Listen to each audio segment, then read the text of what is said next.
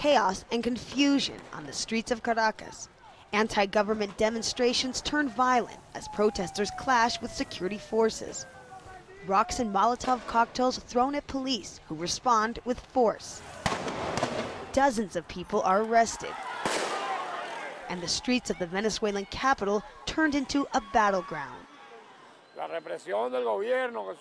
The government is repressing us. I can't get to my house. It's like a civil war. Everything is lost. Tear gas, beating, rocks. This government is useless.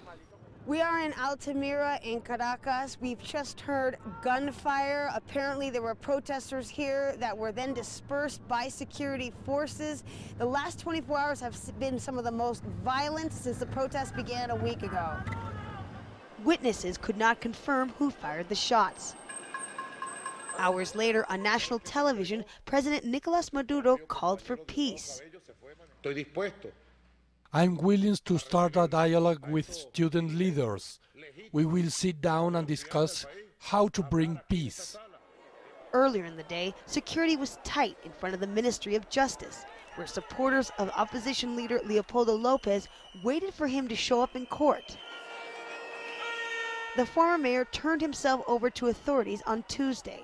The Venezuelan government accuses him of inciting violence in the student-led protests which began a week ago. His supporters anxiously awaited to hear the charges the government plans to bring against him. They say he is innocent and vow to keep up his struggle. Well, I think it's a terrible hot potato for the government because they've taken an extremely popular leader. They've tried to charge him with the discontent that all Venezuelans feel. But Lopez did not appear in court. The government announced his hearing will take place in the prison where he is being held. No sign that the opposition in Caracas plans to let up. On Thursday, they are calling for a massive rally and plan to try and shut down the city.